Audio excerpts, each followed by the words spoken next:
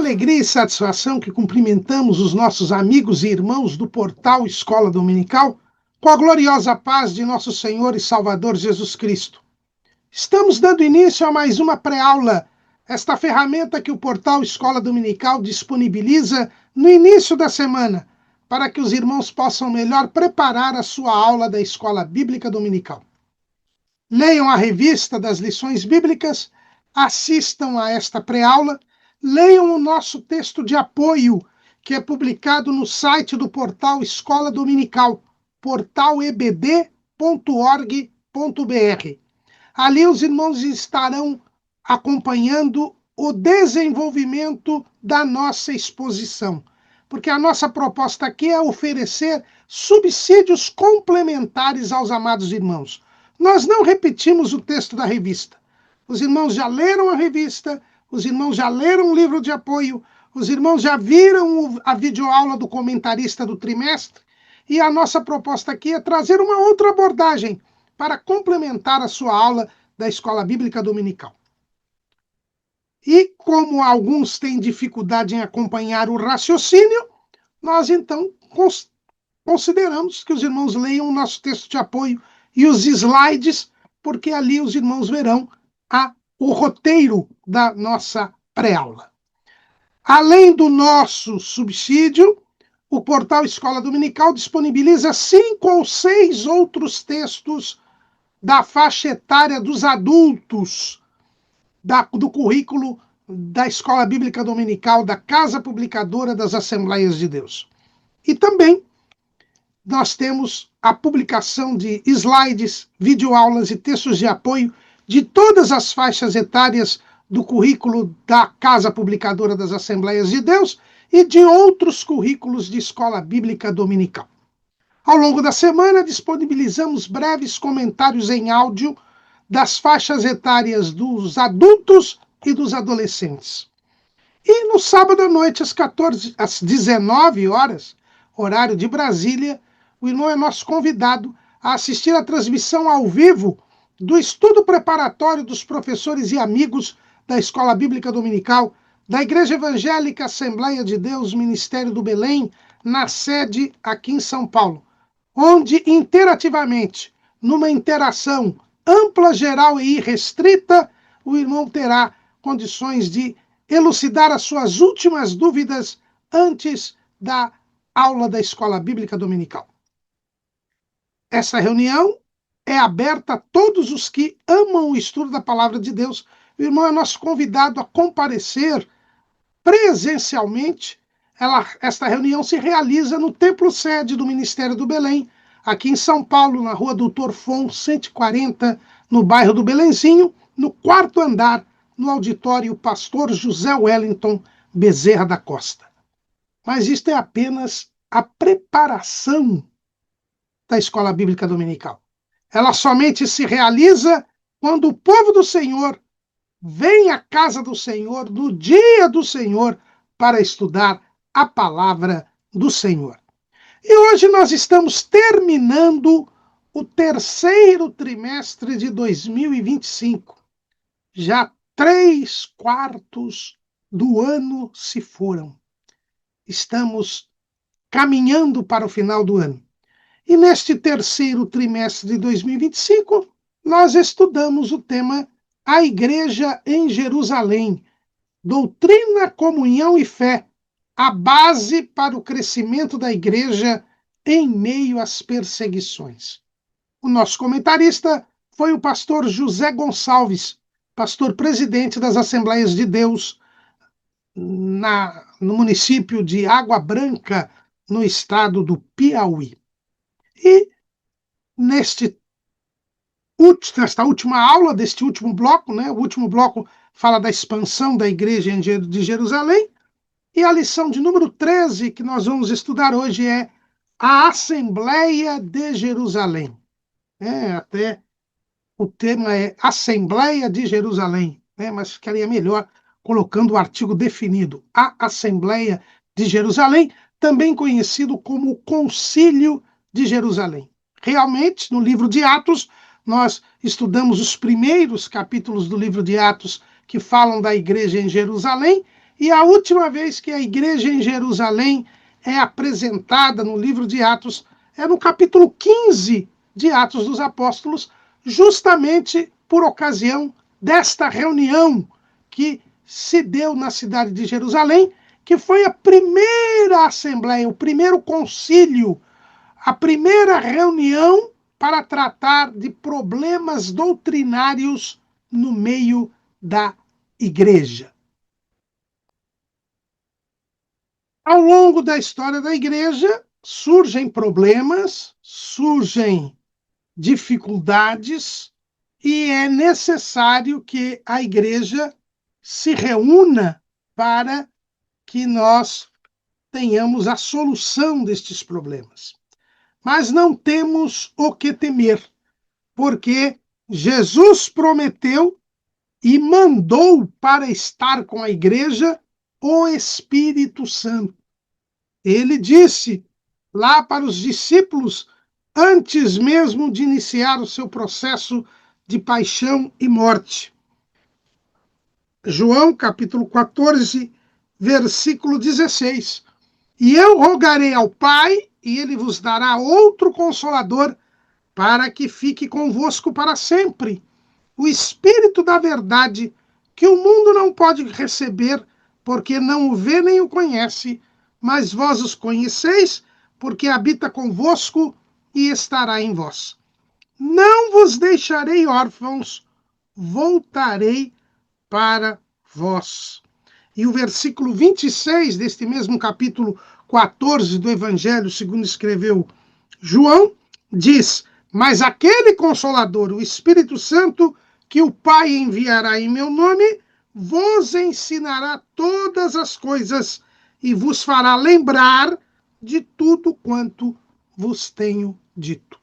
O Espírito Santo, ele está na igreja para guiar a igreja em toda a verdade, para ensinar a igreja e nos fazer lembrar o que Jesus nos disse.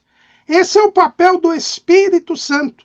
O Espírito Santo é o nosso consolador, é o paráclito, é aquele que está ao nosso lado, nos guiando, nos dirigindo, nos ensinando e nos fazendo lembrar o que Jesus ensinou, o que Jesus disse. E aqui nós já temos 3 pensamentos importantíssimos que devemos, desde logo, observar. Em primeiro lugar, que o Espírito Santo, ele não inova. Alguns dizem que o Espírito Santo vai trazendo novas revelações, vai acrescentando coisas, e procuram se basear para ensinar isto em palavras do próprio Jesus. O próprio Jesus disse para os discípulos que tinha muito mais coisas para lhes falar, baseando-se em João 16 e 12. Ainda tenho muito que vos dizer, mas vós não o podeis suportar agora. Então, com base nesse versículo, é dito e ensinado, olha, o Jesus não falou tudo aos discípulos. Ele foi falando depois, através do Espírito Santo. E por isso que nós temos coisas que não estão na Bíblia, que foi que o Espírito Santo falou depois. Esse é o pensamento romanista, para justificar, por exemplo, 7 sacramentos. Quando nós vamos à Bíblia, nós encontramos as 2 ordenanças, batismo nas águas e a ceia do Senhor. Não tem extrema-unção, não tem confissão, não tem penitência, mas eles dizem, não, isso veio depois, porque o Espírito Santo revelou, porque o Espírito Santo continua revelando. Nada disso. Por quê? Porque o Espírito Santo não fala nada dele mesmo.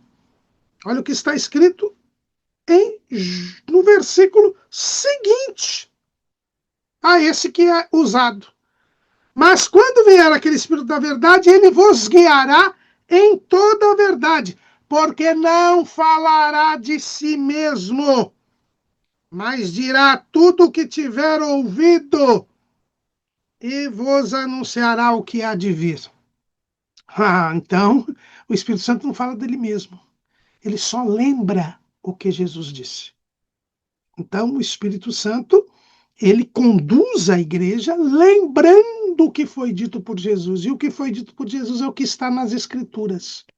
São as Escrituras que de mim testificam. Foi o que disse Jesus lá em João 5:39.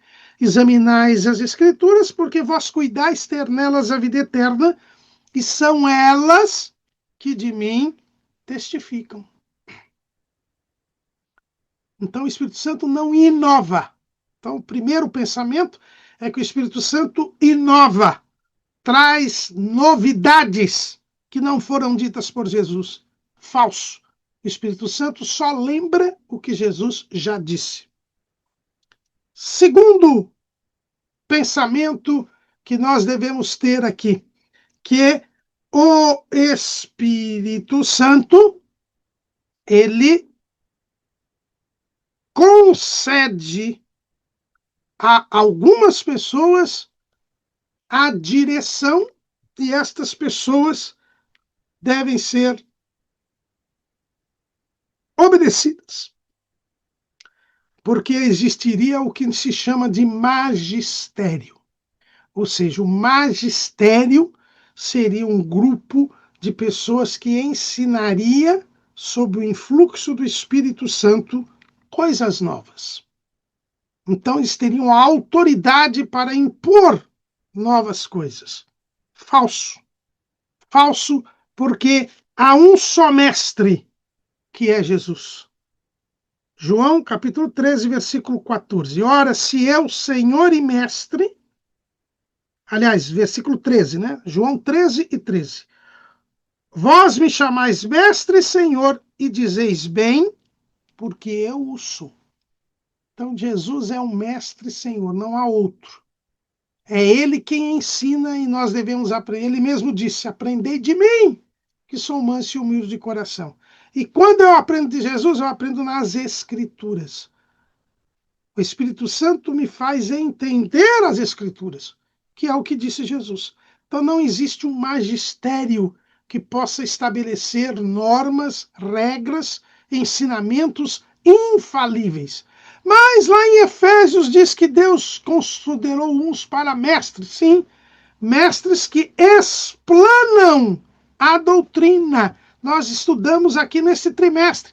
A igreja de Jerusalém perseverava na doutrina dos apóstolos. Os apóstolos ensinam o que Jesus ensinou. O mestre, ele não cria teorias, ele apenas expõe o que já foi ensinado. É assim que Paulo diz para Timóteo, lá na segunda carta de Paulo a Timóteo, capítulo 2, versículo 2. E o que de mim, entre muitas testemunhas ouviste, confia-o a homens fiéis, que sejam idôneos para também ensinarem os outros. Então, Paulo, ele ensinou Timóteo, e ensinou na presença de testemunhas, para que não houvesse distorção do seu ensino. E agora Timóteo tinha que ensinar para homens idôneos o que ele havia aprendido. E o que Paulo ensinou foi o que ele recebeu do Senhor. 1 aos Coríntios, capítulo 11, versículo 23. 1 aos Coríntios, capítulo 11, versículo 23. Porque eu recebi do Senhor o que também vos ensinei. Então, o que Jesus ensina, e o que Jesus ensina está na Bíblia, é o que os mestres ensinam. Não inventam nada. Não inventam nada, nem aumentam.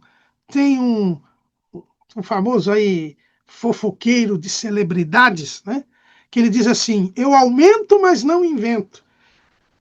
Os mestres na igreja nem aumentam nem inventam. Eles apenas transmitem o que foi ensinado por Jesus e tem sido passado de geração a geração. Os mestres não são criadores de teorias, são transmissores do que foi dito por Jesus. Então, o Espírito Santo não cria um magistério. Então, nós não temos nem o Espírito Santo inovando, nem o Espírito Santo criando um magistério. Esses dois pensamentos têm que ser retirados. E o terceiro é que o Espírito Santo dá novas interpretações. Interpretações conforme a época em que nós estamos. Também não é verdade. A palavra de Deus permanece a mesma. Ela não pode ser atualizada. Né? 1 de Pedro, capítulo 3, capítulo 1, versículo 25. Mas a palavra do Senhor permanece para sempre. E esta é a palavra que entre vós foi evangelizada. A palavra de Deus é sempre a mesma. Ela não muda conforme o tempo, conforme o espírito do tempo. Uma palavra que em alemão é chamada de Zeitgeist. Geist, né? Zeitgeist, o espírito do tempo. Não existe isso, de você ir adaptando a palavra de Deus ao tempo, que alguns têm chamado aí de hermenêutica pentecostal. Não existe isso também. O Espírito Santo, ele revela a mesma palavra. Evidentemente que ante as mudanças do tempo, as mudanças da civilização, nós temos novas conformações no mundo e nós devemos aplicar a mesma palavra àquelas novidades, que nem novidades são. Lembremos o que foi dito pelo sábio Salomão, o homem mais sábio sobre a terra. Eclesiastes, capítulo 1, versículo 10. Há alguma coisa de que se possa dizer, vê, isto é novo? Já foi nos séculos passados, que foi antes de nós. Então, às vezes o mundo traz uma embalagem diferente, moderna, tecnologicamente avançada, mas tudo já existia antes. Tudo não é novidade. Não tem nada de novo debaixo do sol. E o que o Espírito Santo faz é identificar que aquela nova embalagem, o conteúdo já estava lá atrás. E ali a palavra de Deus já resolveu aquilo. E nós então trazemos para o presente aquela mesma palavra, desnudada a falsa novidade. Então, esses três pensamentos nós devemos evitar. Que o Espírito Santo inova, que o Espírito Santo dá capacidade a homens para que eles inovem, ou que o Espírito Santo adapta a palavra ao tempo presente. Tirados esses três pensamentos, sempre que surgirem dificuldades no ensino da palavra, dificuldades doutrinárias, sempre que surgirem problemas a serem enfrentados, o Espírito Santo assiste a igreja. Assiste no sentido de ajudar. Assiste a igreja. Ajuda a igreja para que ela lembre do que foi dito por Jesus. O Espírito Santo ensina a igreja. O Espírito Santo guia a igreja para que nós resolvamos aquele problema, superemos aquela dificuldade e saibamos qual é a vontade de Deus e qual é a palavra de Deus a respeito daquele tema, daquele assunto. Por isso que é bom a igreja sempre se reunir para discutir as dificuldades, os problemas doutrinários. Por isso que é bom que a igreja toda reunida, porque quando 2 ou 3 se reúnem em nome de Jesus, Jesus está no meio deles. e o Espírito Santo vem iluminar-nos, ensinar-nos, guiar-nos, dirigir-nos em toda a verdade. E a última vez que a igreja em Jerusalém é mencionada no livro de Atos foi justamente quando ela sediou esta reunião que ocorreu para resolver um problema que surgiu no meio da igreja. No livro de Atos, no capítulo 15, no versículo 1, nos mostra do que se trata. Então, alguns que tinham descido da Judeia ensinavam assim aos irmãos: se vos não circuncidardes, conforme o uso de Moisés, não podeis salvar-vos. Nós temos visto ao longo desse trimestre que um dos grandes problemas da igreja em Jerusalém era o que nós podemos chamar de etnocentrismo. Etnocentrismo é o julgamento do mundo, é ter uma visão do mundo conforme a sua cultura, os seus costumes e os seus hábitos. É ter uma visão do mundo a partir da sua realidade local, da sua realidade cultural. O mundo, ele tem diversas culturas, porque a cultura é algo humano. O que é cultura? Cultura é a maneira de viver, é um modo de viver estabelecido pelo homem. Deus, ele deu ao homem o poder de ser criativo. Ele é um ser inteligente, racional e que sabe modificar a natureza para satisfazer as suas necessidades. Quando houve o episódio da Torre de Babel, a humanidade foi dispersa pelo mundo.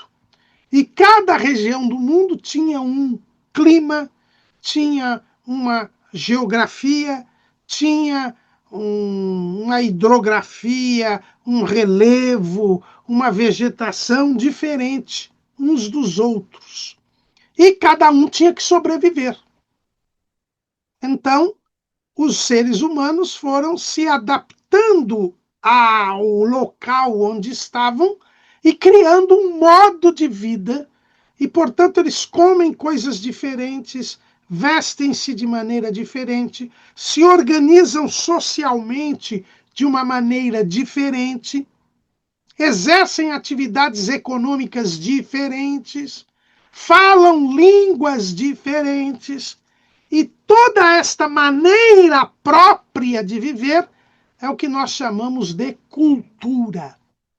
E o mundo, assim que as pessoas foram tendo contato umas com as outras, e hoje, com o desenvolvimento tecnológico, nós temos um contato em tempo real com as pessoas de todos os países, de todos os 4 cantos da Terra, o homem é impactado pela essa diversidade cultural, por esta maneira diferente de viver. Isso é o que nós chamamos de diversidade cultural e que dá origem ao chamado relativismo cultural. As culturas são diferentes, são relativas, elas coexistem, não existe uma única forma de se viver, uma única forma de viver aqui na Terra. São várias as culturas. E o etnocentrismo é pensar que todos devem ter a mesma maneira de viver que você.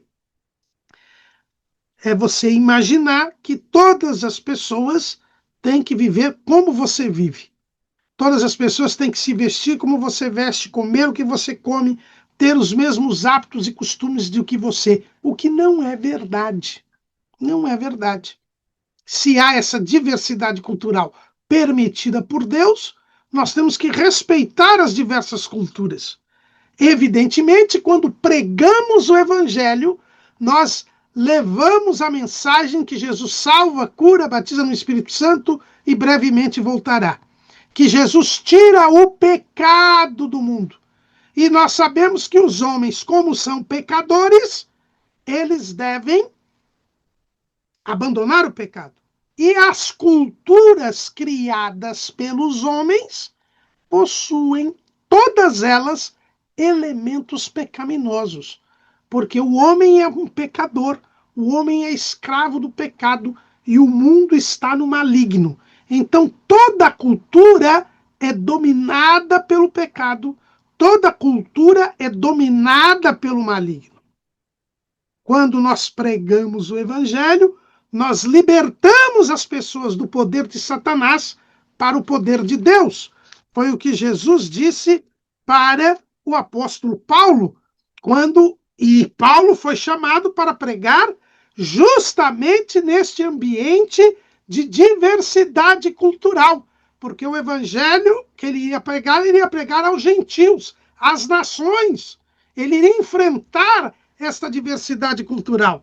E Jesus disse para Paulo, capítulo 26 de Atos, versículo 16: Mas levanta-te e põe-te sobre os teus pés, porque te apareci por isto, para te pôr por ministro e testemunha, tanto das coisas que tens visto, como daquelas pelas quais te aparecerei ainda, livrando-te deste povo e dos gentios, a quem agora te envio, para lhes abrires os olhos e das trevas os converteres à luz e do poder de Satanás a Deus, a fim de que recebam a remissão dos pecados e sorte entre os santificados pela fé em mim.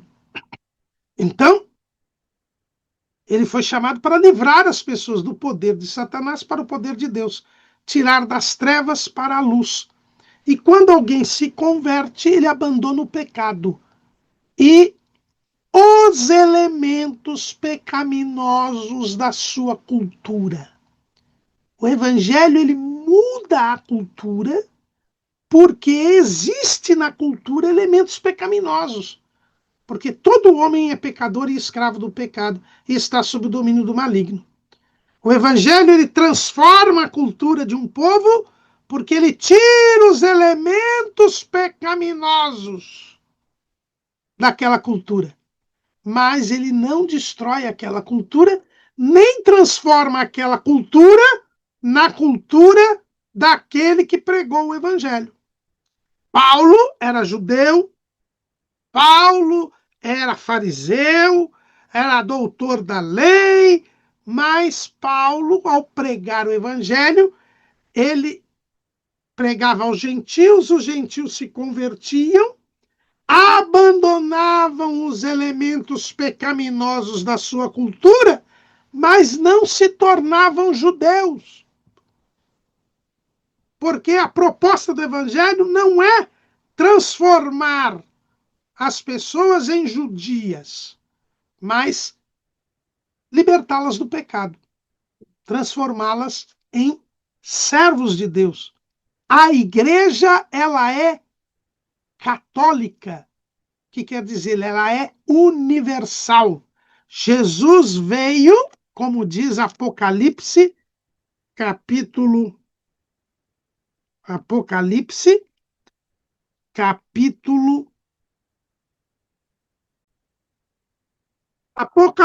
5 e 9.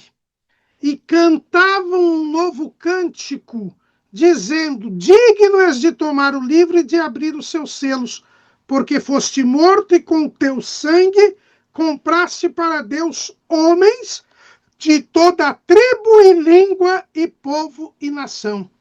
A igreja, ela é católica, ela é universal, porque ela abrange homens de toda tribo, língua, povo e nação.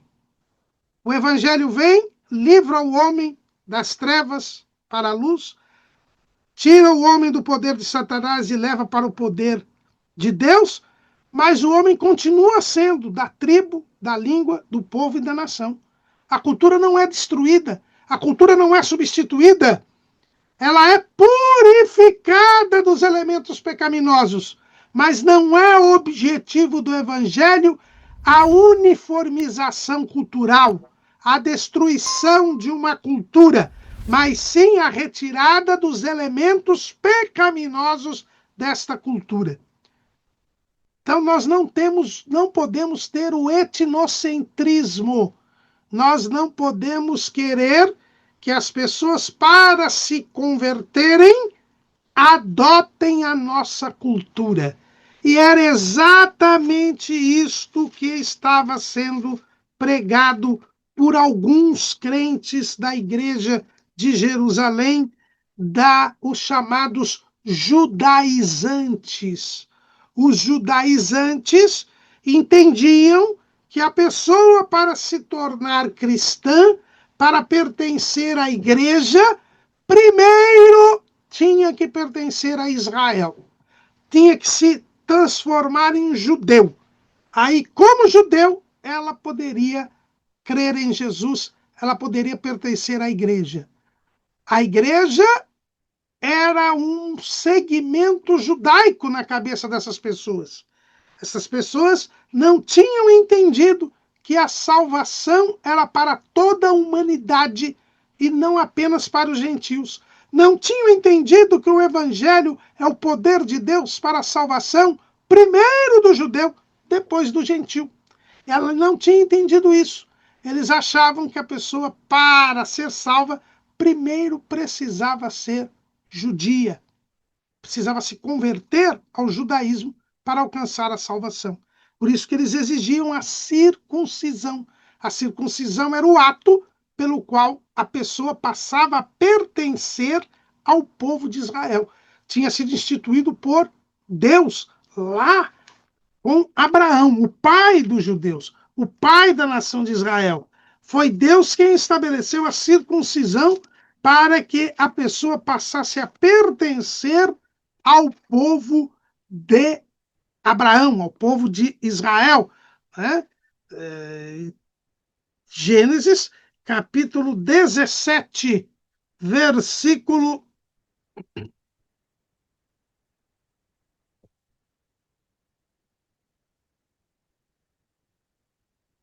Gênesis, capítulo 17, versículo 23.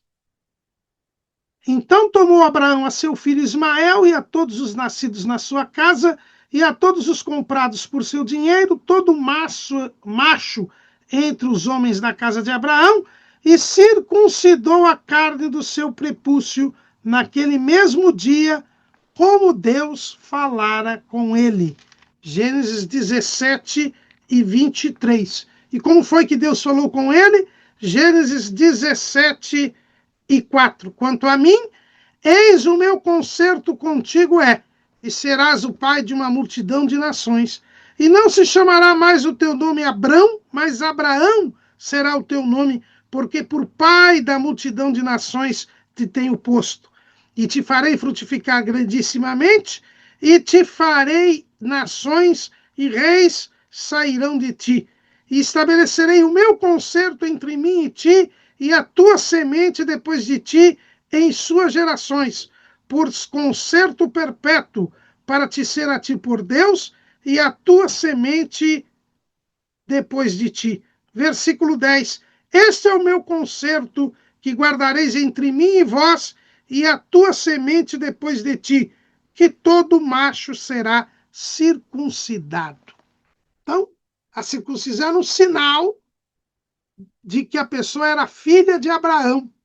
Ela entrava na nação de Israel. Mas isto era para o povo de Israel. Para o povo de Israel. Para um povo étnico. Para um povo biológico.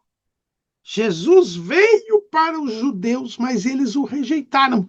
E ao rejeitarem Jesus, abriram a porta da salvação para todas as nações.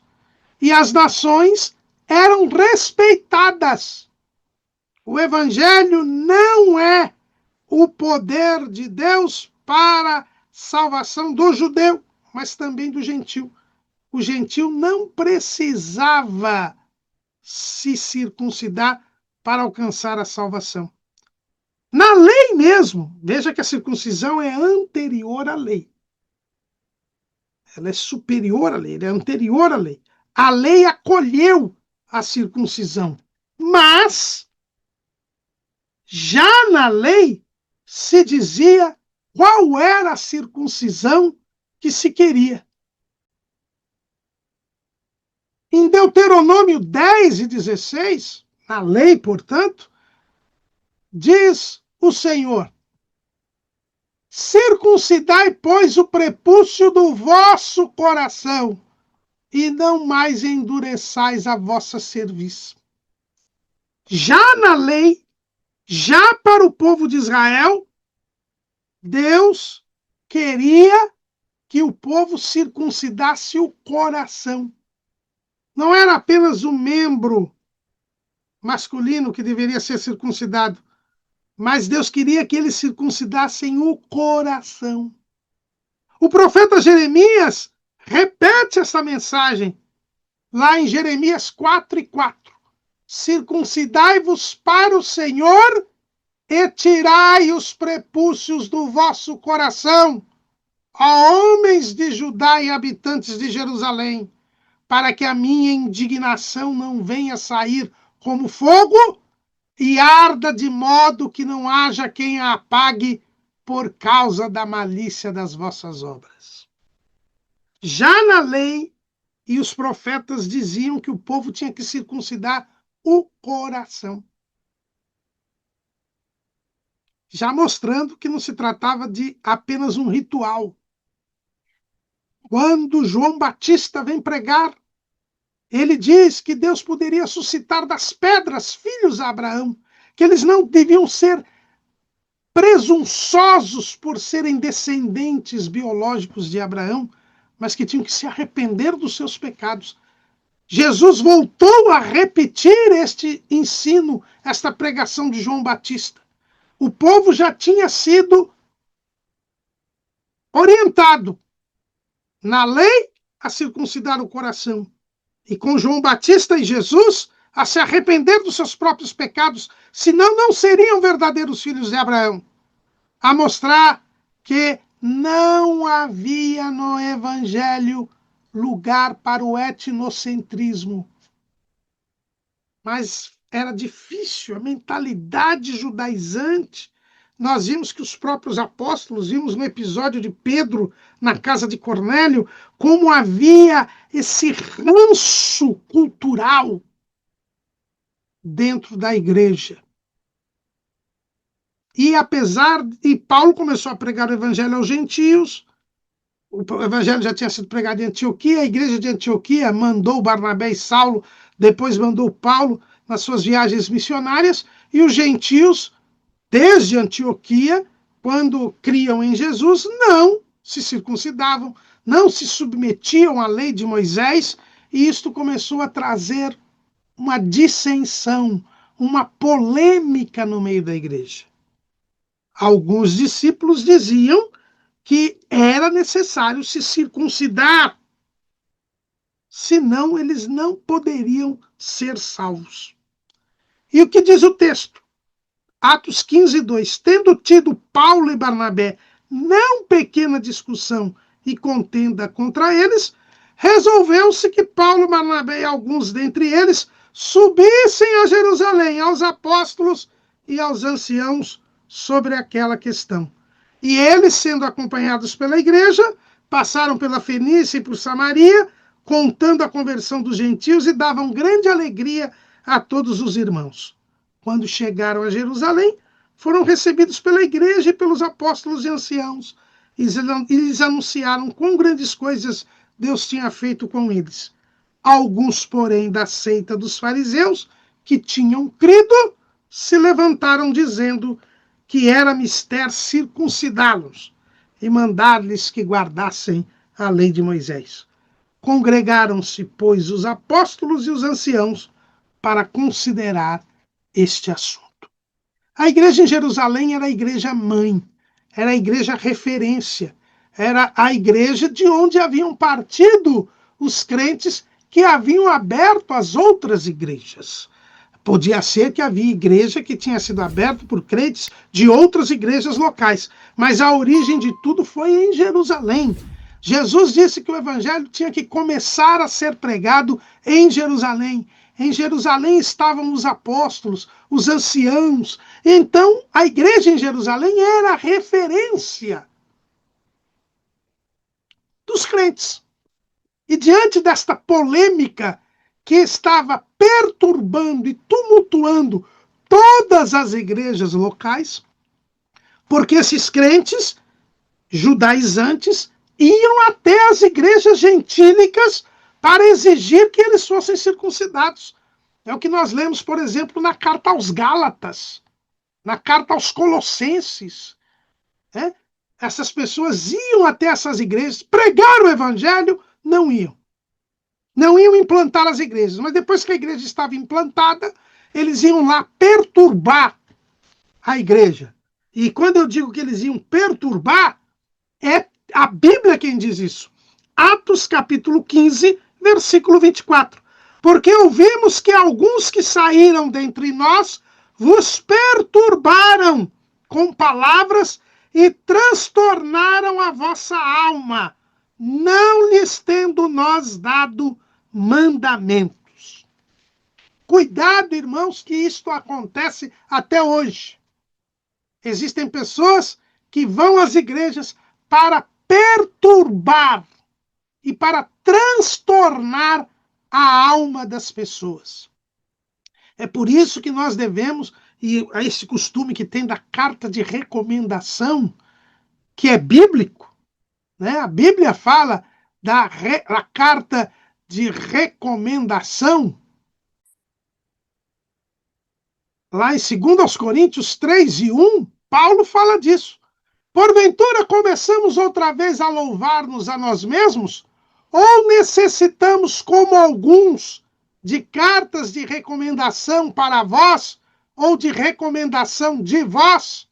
Paulo aqui fala que os crentes devem ser recomendados.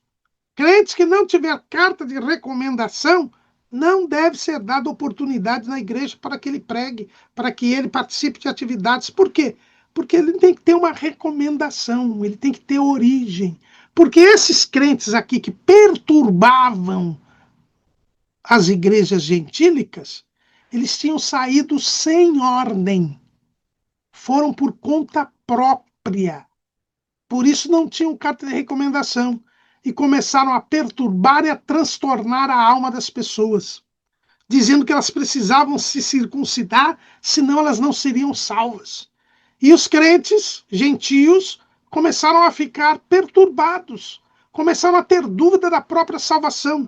Mas eu fui batizado com o Espírito Santo, mas Jesus me usa em cura, me usa em milagre, mas eu não estou salvo ainda? Eu preciso me circuncidar para ser salvo? Eu preciso me submeter à lei de Moisés?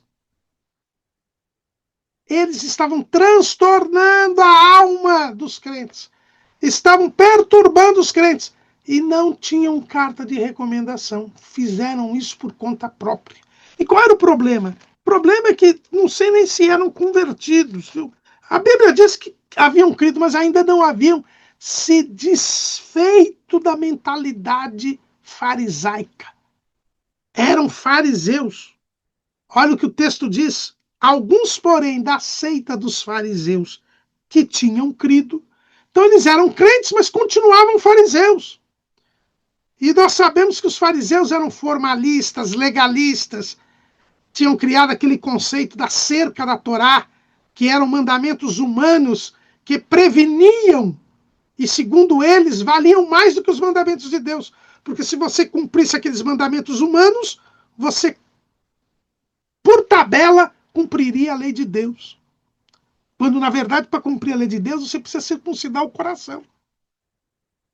A verdadeira circuncisão, como diz o apóstolo Paulo, lá em Romanos, capítulo 2, versículo 28. Porque não é judeu o que o é exteriormente, nem é circuncisão a que o é exteriormente na carne, mas é judeu o que o é no interior, e circuncisão a que é do coração, no espírito, não na letra, cujo louvor não provém dos homens, mas de Deus.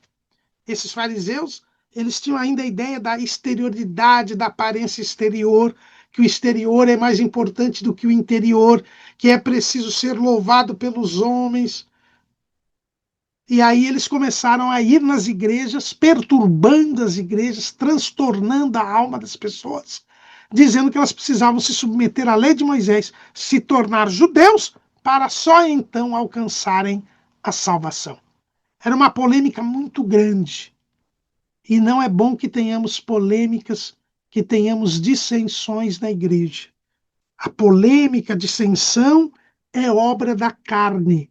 O apóstolo Paulo diz isso lá em Gálatas, capítulo 5, versículo 19. Porque as obras da carne são manifestas, as quais são, versículo 20, inimizades, porfias, emulações, iras, pelejas, dissensões, heresias. Quando há uma polêmica, quando há um problema, quando há uma dificuldade, a igreja tem de se reunir. Porque na reunião da igreja e das lideranças, o Espírito Santo ensinar-nos-á em toda a verdade. O Espírito Santo guiar-nos-á em toda a verdade. O Espírito Santo lembrar-nos-á de tudo quanto Jesus disse.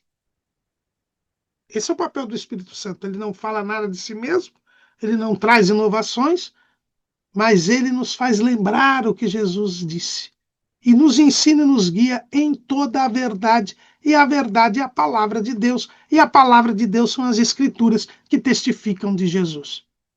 É por isso que, quando eles resolveram um problema, o que foi dito? Foi dito o seguinte, Atos 15, 28. Na verdade, pareceu bem ao Espírito Santo e a nós. Então, o concílio, ele resolve o problema, a Assembleia resolve o problema, porque o Espírito Santo dirige aqueles que Jesus escolheu para liderar a igreja. Ali estavam os apóstolos e os anciãos. E eles, então, chegaram à conclusão, analisando as Escrituras e sendo dirigidos nelas pelo Espírito Santo. Por isso que o concílio deve ocorrer, por isso que a assembleia deve ocorrer. Hoje nós chamamos convenção, mas é preciso que haja isto. Na igreja local, quando surgem problemas que ainda não estão generalizados, também é necessário que haja reunião. Daí o objetivo das reuniões de obreiros, daí os objetivos, daí porque a existência, né, a razão de ser das reuniões de obreiros, das reuniões administrativas, para que o Espírito Santo nos dirija e as dificuldades e os problemas sejam sanados. Surgiu então esta questão: os crentes gentios devem ou não se submeter à lei de Moisés? Os judaizantes diziam: a submissão à lei de Moisés é requisito para a salvação. E Paulo, Barnabé diziam: não. Deus não impõe a lei, a salvação é pela graça. A lei já cumpriu seu papel. Os crentes gentios têm que crer em Jesus. Não precisam se submeter à lei de Moisés. E então houve esta reunião. E a briga lá, pelo jeito, foi grande, porque o texto diz que, havendo grande contenda, estava ali ocorrendo uma grande discussão, aí Pedro pediu a palavra. Veja que Pedro foi o primeiro que falou. Ah, então ele é o Papa. Não, ao contrário. Numa assembleia, quem manda é o último que fala. Quem manda é o último que fala. Quem foi o último que falou nessa assembleia? Tiago. Porque Tiago era o pastor da igreja em Jerusalém. Por que Pedro foi o primeiro a falar? Porque foi Pedro que abriu a porta do evangelho para os gentios. Ele pediu a palavra porque, diante daquela grande discussão, ele sabia que havia sido escolhido por Jesus para começar a pregar o evangelho, tanto para os judeus quanto para os gentios. E Pedro tinha tido aquela experiência, ele tinha a mentalidade judaizante. E ele tinha tido aquela experiência daquela visão lá na casa de Simão o Curtidor, em Jope. E mais do que ninguém, ele tinha aprendido com o Senhor de que a igreja não estava submetida à lei, de que não se podia chamar imundo ou comum aquilo que Deus purificou. Foi a lição que ele aprendeu, que não se podia fazer acepção de pessoas, que Jesus salvava tanto a judeus quanto a gentios, e que eles permaneciam, judeus e gentios, etnicamente falando, que a salvação não importava em acepção de pessoas. O gentil não era considerado imundo a partir do momento que ele aceitava Jesus. Porque o pensamento judaizante é que o gentil continuava imundo e só se tornava puro em se tornando judeu. E só então poderia ser salvo. Mas o Espírito Santo tinha mostrado para Pedro que ele não podia considerar comum ou imundo aquilo que Deus havia purificado. Então é por isso que Pedro pede a palavra. E ele diz assim: varões e irmãos, bem sabeis que já há muito tempo Deus me elegeu dentre vós para que os gentios ouvissem da minha boca a palavra do evangelho e crescem. Então ele aqui confirma, é a segunda chave que Jesus tinha dado para ele. A primeira foi para abrir a porta do evangelho aos judeus, a segunda para abrir a porta do evangelho aos gentios. Ele confirma aqui. E Deus, que conhece os corações, lhes deu testemunho, dando-lhes o Espírito Santo, assim como também a nós. E não fez diferença alguma entre eles e nós, purificando o seu coração pela fé. Então aqui ele mostra que a circuncisão que importa é a circuncisão do coração. Cornélio e todos aqueles que com ele estavam foram batizados com o Espírito Santo sem terem se circuncidado. Foram batizados nas águas porque tinham sido batizados com o Espírito Santo. Deus confirmava a visão que ele tinha tido e, portanto, eles não tinham que se tornar judeus para depois serem salvos. Pedro dá o seu testemunho. Eu abri a porta do evangelho aos gentios e eles foram salvos e batizados com o Espírito Santo sem terem se circuncidado. Então, exigir a circuncisão é ir contra o que Deus fez, o que Deus determinou. Nós temos que ter essa consciência. O Espírito Santo fez Pedro lembrar do seu papel como aquele que abriu a porta do evangelho aos gentios, da visão que teve e de que como Deus mostrou a ele que não havia nenhuma necessidade da pessoa convertida se tornar judia para ser salva. E este pensamento judaizante persiste até hoje. Aliás, tem crescido nos últimos tempos. No século XIX, surge a Igreja Adventista do Sétimo Dia. O sabatismo ganha um novo ímpeto. E hoje nós temos muitos judaizantes. Nós temos igrejas aí com arca, igrejas que têm comemoração de festa dos tabernáculos, igreja que tem toque do chofar. Irmãos, abandonemos estas coisas. O crente não está debaixo da lei, ele está debaixo da graça.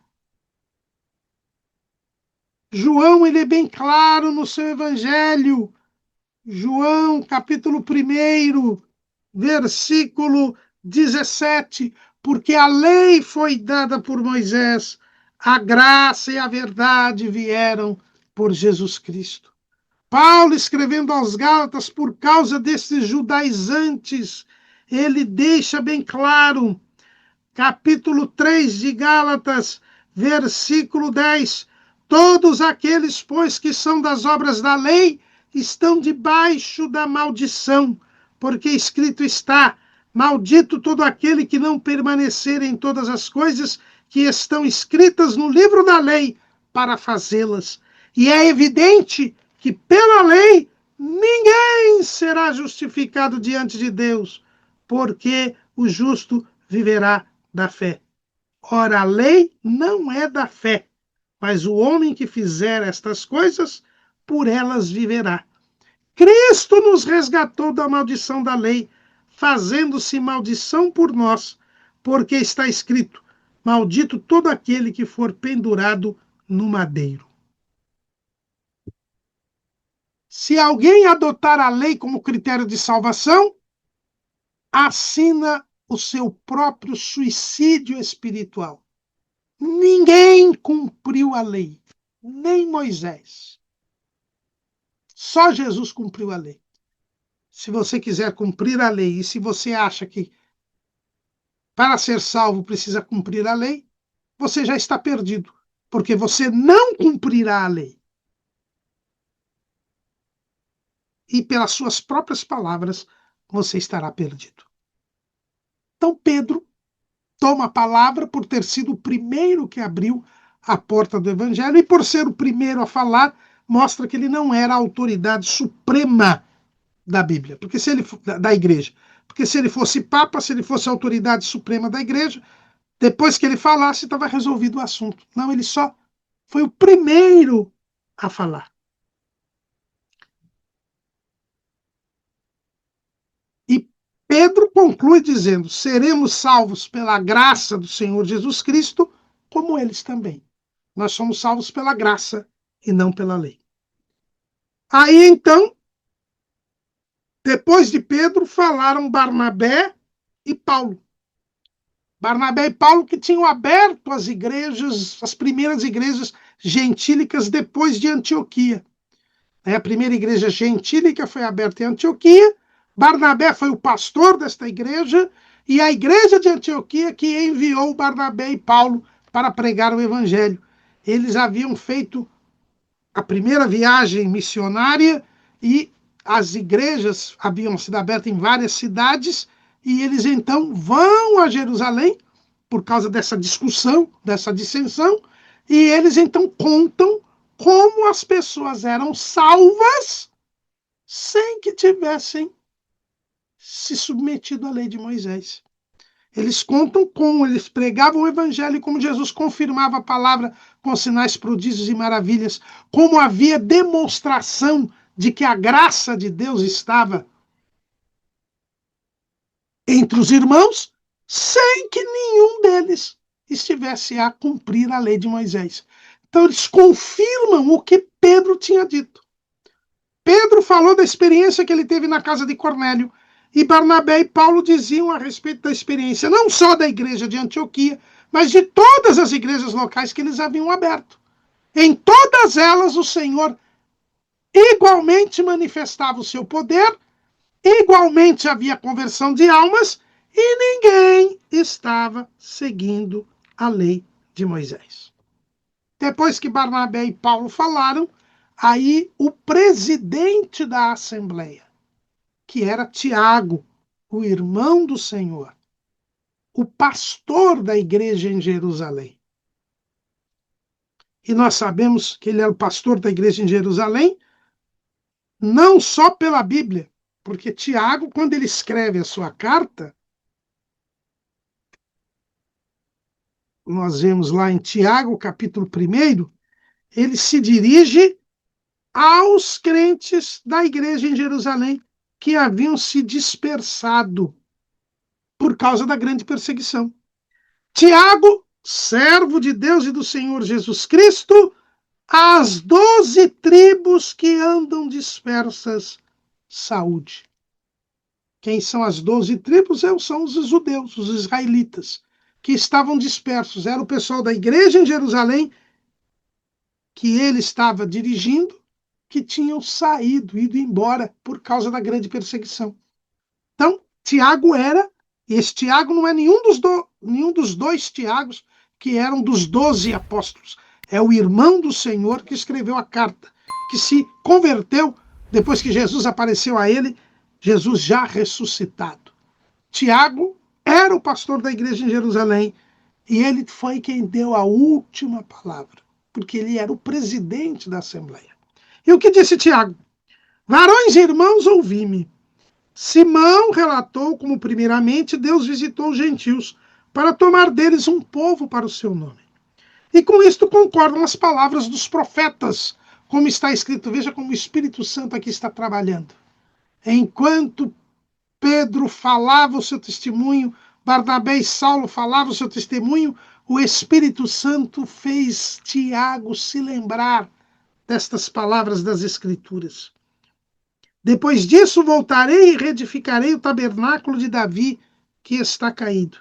Levantá-lo-ei das suas ruínas e tornarei a edificá-lo, para que o resto dos homens busque ao Senhor, e também todos os gentios sobre os quais o meu nome é invocado, diz o Senhor, que faz todas essas coisas que são conhecidas desde toda a eternidade. Que palavra é essa que Tiago está falando? É o livro do profeta Amós, é uma profecia de Amós. Ele citou aqui Amós, capítulo 9, versículo 11 e versículo 12. Amós fala da restauração de Israel. Fala lá do reino milenial de Cristo. E Tiago diz que há uma promessa para a restauração de Israel. Lembrando aquilo que Jesus havia dito antes de subir aos céus. Quando os apóstolos e Tiago ali estavam,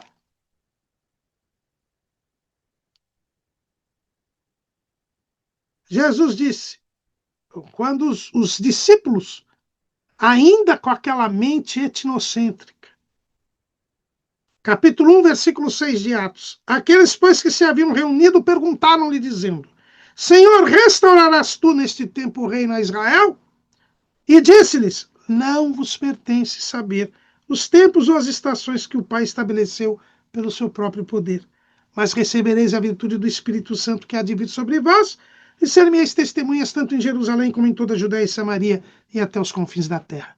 Jesus deixa claro que uma coisa era a salvação de Israel, o cumprimento das promessas de redenção de Israel e do reino do Messias sobre Israel e sobre o mundo, porque Israel se transformaria em potência mundial. Isso está de pé porque é a palavra de Deus, mas não era o tempo. O tempo agora era da igreja pregar o evangelho a toda criatura, começando por Jerusalém, em toda a Judéia e Samaria e até os confins da terra. Pedro mesmo, no sermão após a cura do coxo da porta formosa do templo, ele fala disso. E envie, arrependei-vos, pois, e convertei-vos para que sejam apagados os vossos pecados e venham assim os tempos do refrigério pela presença do Senhor. Atos 3:19.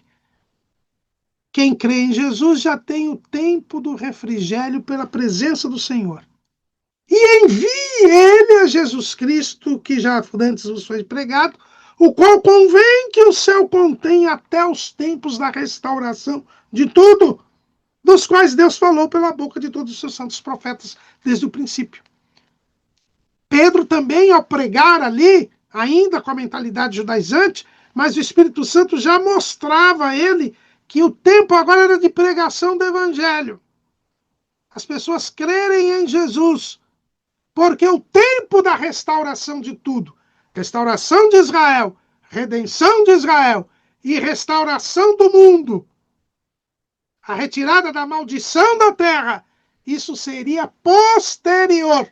Agora nós pregamos o evangelho para termos o tempo do refrigério pela presença do Senhor. Mas virá o tempo da restauração de tudo. E é isso que Tiago está dizendo aqui. Amós diz que haverá o dia em que a tenda de Davi, o tabernáculo de Davi, ou seja, Israel, será restaurado, conforme profetizado. Mas não é o nosso tempo. Não é o que nós temos de nos preocupar. Deus tem o negócio, seu negócio, tem o seu propósito com Israel.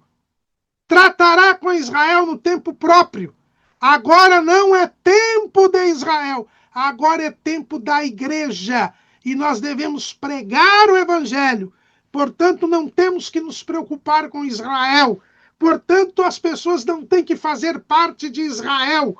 As pessoas fazem parte da igreja. É o tempo da igreja, que tem tanto judeus quanto gentios. Porque Israel será tratado quando Jesus voltar do céu para tratar com ele. Nós temos que pregar o evangelho a todas as nações. Quem crer em Jesus será salvo, será levado pelo Senhor antes da ira futura que precede a restauração de tudo. É isso que Tiago está dizendo.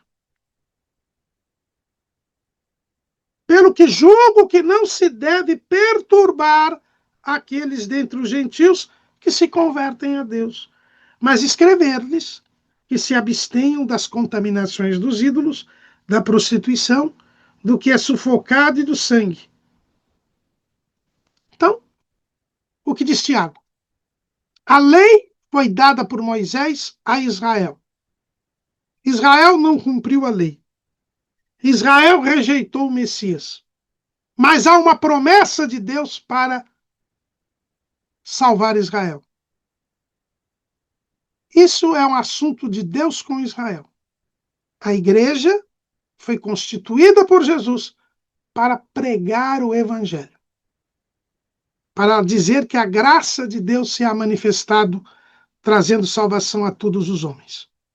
Então não vamos perturbar os gentios dizendo que eles têm que seguir a lei de Moisés. Não, eles têm que crer em Jesus, se converter a Deus. Agora, eles devem se submeter a algumas normas. Que normas?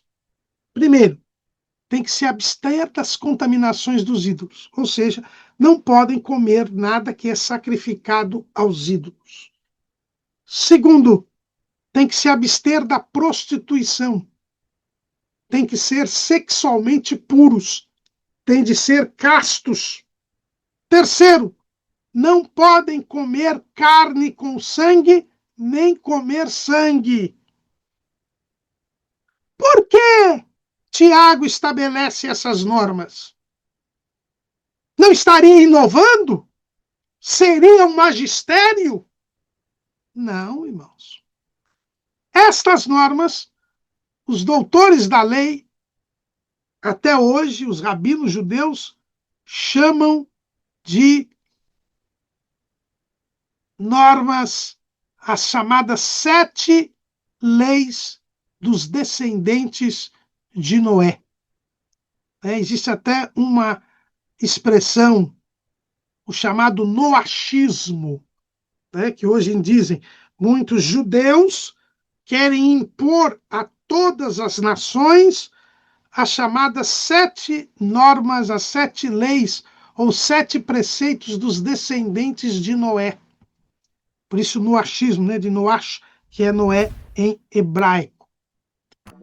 Deus, quando poupou Noé do dilúvio, quando Noé saiu da arca, Deus estabeleceu um pacto com Noé.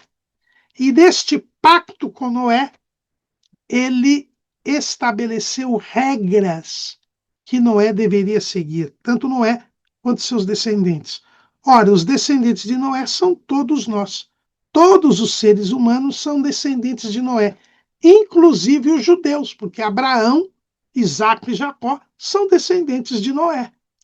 Então Deus estabeleceu 7 preceitos para os descendentes de Noé. É este o ensino que dizem os doutores da lei, os rabinos judeus, o Talmud, diz que esses preceitos, inclusive, são repetição e um acréscimo aos preceitos que Deus deu ao próprio Adão. Quando Deus criou Adão, ele estabeleceu 7 princípios éticos para Adão. Estão lá no capítulo 2 do livro do Gênesis. E estes princípios são repetidos e há um acréscimo a Noé. Quais são estes princípios? Gênesis 2, 16 e 17 traz a norma ética de Deus a Adão. E ordenou o Senhor Deus ao homem, dizendo: de toda árvore do jardim comerás livremente, mas da árvore da ciência do bem e do mal, dela não comerás, porque no dia em que dela comeres, certamente morrerás. Foi isso que Deus estabeleceu a Adão, e para Noé, ele repete isto, mas ele acrescenta algo. O que Deus disse a Adão? É Gênesis 9, de 1 a 16, não vamos ler tudo, mas disse Deus a Noé, acrescentando o que ele não tinha dito a Adão. Tudo quanto, 9 e 3, tudo quanto se move que é vivente será para vosso mantimento. Tudo vos tenho dado como a erva verde. A carne, porém, com sua vida, isto é, com seu sangue, não comereis. E certamente requererei o vosso sangue, o sangue da vossa vida. Da mão de todo o animal o requererei, como também da mão do homem e da mão do irmão de cada um requererei a vida do homem. Quem derramar o sangue do homem, pelo homem o seu sangue será derramado, porque Deus fez o homem conforme a sua imagem. Então aqui estão 7 princípios que Deus estabeleceu ao homem. Quais são estes? Primeiro, praticar a equidade, praticar a justiça. Quem derramar o sangue do homem, pelo homem o seu sangue será derramado. Então aqui, veja a necessidade da justiça, a aplicação da justiça. Não blasfemar o nome de Deus. Os rabinos dizem, quando Deus disse, e ordenou o Senhor Deus ao homem. Então, Deus ordenou, ele é superior ao homem. Então, o homem não pode ofender a Deus, não pode blasfemar o nome de Deus. Terceiro, não praticar a idolatria, o Senhor Deus. Só existe um Senhor. Então, não se pode praticar a idolatria. Terceiro, não se pode praticar imoralidades. Por quê? Porque Deus ordenou ao homem, dizendo. E quando se fala aqui o dizendo, ele está dizendo, olha, você deve não praticar a imoralidade sexual, né? Não se prostituir, porque Deus instituiu o casamento. Não é bom que o homem esteja só, far-lhe-ei uma adjutora que esteja diante dele. Né? Quinto, não praticar assassinatos. Quem derramar o sangue, pelo homem o seu sangue será derramado. Não posso matar as pessoas. Só Deus é o dono da vida. Sexto, não praticar roubos. De toda árvore do jardim comerás livremente, mas da árvore da ciência do bem e do mal, dela não comerás. Ou seja, Deus dispôs todo o jardim para o homem, menos a árvore da ciência do bem e do mal. Porque Deus é o dono de tudo. E ele não podia fazer o que queria com tudo. Porque ele não era o dono das coisas. Ele não pode tomar para si o que não é dele. E, por fim, não tirar e comer um membro de um animal, estando ele vivo. Não comer o sangue, né, como a gente viu aí. Então, Tiago não estava inovando coisa nenhuma. O Espírito Santo lhe fez lembrar as regras que Deus havia instituído para todos os homens. E como crente, o gentio deveria obedecer a estas regras, que não eram regras dadas aos judeus, não é a lei de Moisés. Os judeus estavam submetidos a estas 7 regras e ainda aos 613 mandamentos da lei de Moisés. Os gentios só estavam submetidos a estas regras, porque foram regras impostas a toda a humanidade. Então, quando o crente gentio observa essas 7 normas, não é que ele se submeteu à lei de Moisés, não. É porque, como ele agora não é pecador, como ele agora foi libertado do pecado, ele tem que agradar a Deus.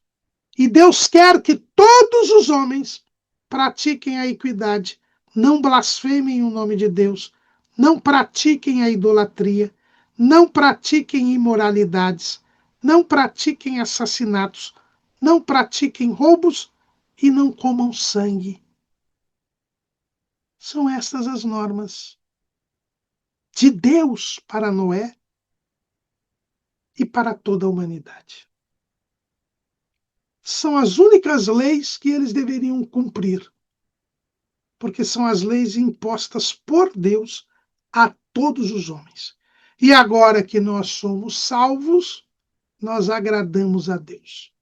Então, os elementos pecaminosos da cultura são eliminados, porque agora nós observamos a lei de Deus. Não a lei de Moisés, mas as normas de Noé. Então, o crente, ele não pode comer nada que é sacrificado ao ídolo. Você não pode ir a uma quermesse da Igreja Católica, que é feita em louvor a um ídolo, a um santo, e comer a comida ali. Você não pode comer uma comida que for oferecida aos ídolos. Paulo explica muito bem isso para os coríntios. Se você não sabe que aquela comida foi oferecida aos ídolos, você está na ignorância, você não peca. Essas decisões do Concílio de Jerusalém não são ensinadas nas igrejas. É muito bom hoje, nesta lição da escola dominical, nós ensinarmos isso para os irmãos. Não podemos comer comidas sacrificadas aos ídolos. Segundo, não podemos nos prostituir, não podemos ter uma vida imoral. Devemos ter relações sexuais somente com o nosso cônjuge e relações sexuais naturais. Não podemos transigir com a pornografia, com a pornofonia. Pornofonia é falar coisas imorais, né?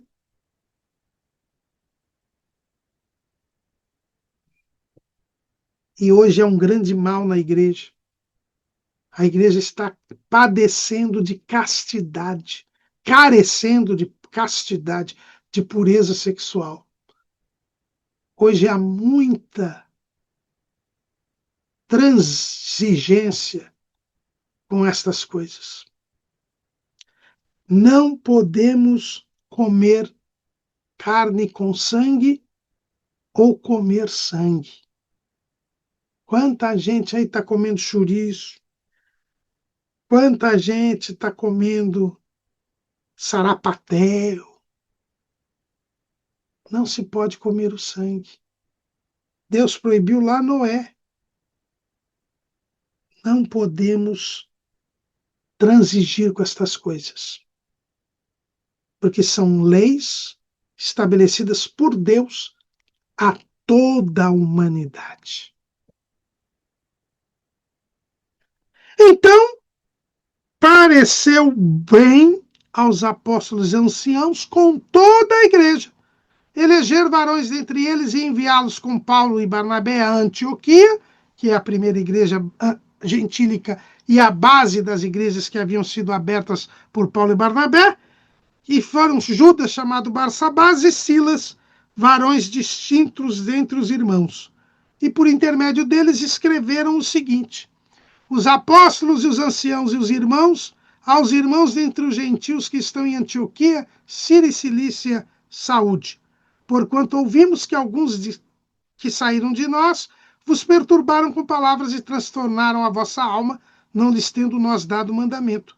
Pareceu-nos bem, reunidos concordemente, eleger alguns varões e enviá-los com os nossos irmãos Barnabé e Paulo, homens que já expuseram a vida pelo nome de nosso Senhor Jesus Cristo. Enviamos, portanto, Judas e Silas, os quais de boca vos anunciarão também o mesmo. Na verdade, pareceu bem ao Espírito Santo e a nós não vos impor mais encargo algum, senão estas coisas necessárias, que vos abstraiais das coisas sacrificadas aos ídolos, e do sangue, e da carne sufocada, e da fornicação. Destas coisas fareis bens, se vos guardardes, bens vos vá. Tendo eles então despedido, partiram para Antioquia, e ajuntando a multidão, entregaram a carta, e quando a leram, alegraram-se pela exortação. Depois Judas e Silas, que também eram profetas, exortaram e confirmaram os irmãos com muitas palavras.